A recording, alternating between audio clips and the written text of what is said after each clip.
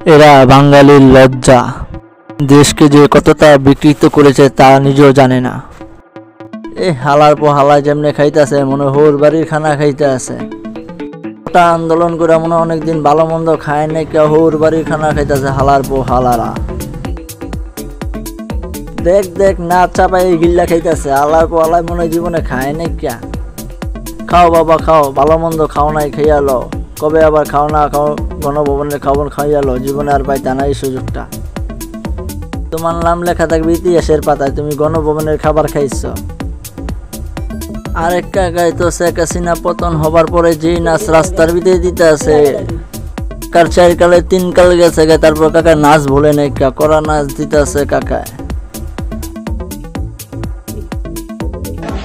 মা আরেকজন তো গণভবনের বিছনার ভিতরে সময় ঘুমাই পড়ছে।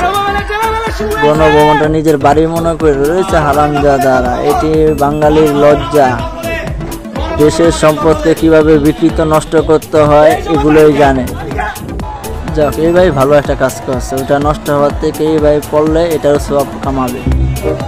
ওমা চেয়ার টেবিল ফ্যান, ও দেশের সম্পদ কিভাবে নিয়ে যাচ্ছে লুটেরা।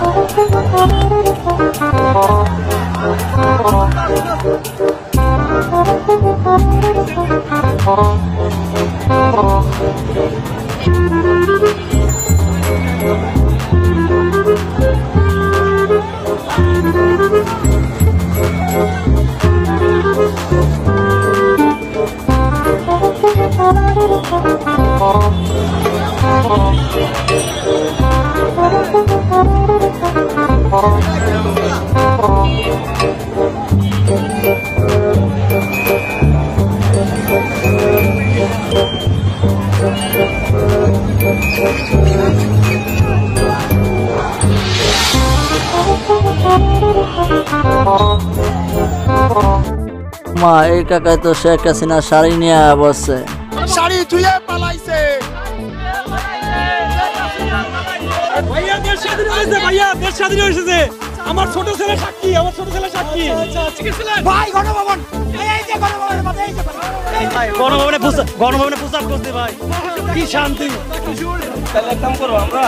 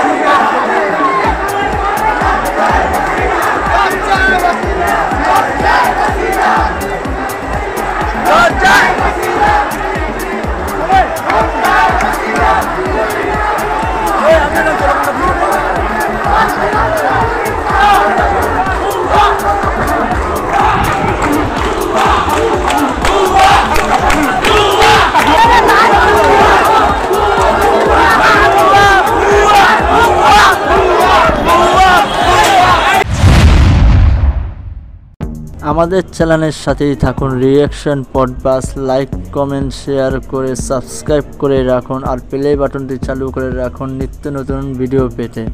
ধন্যবাদ।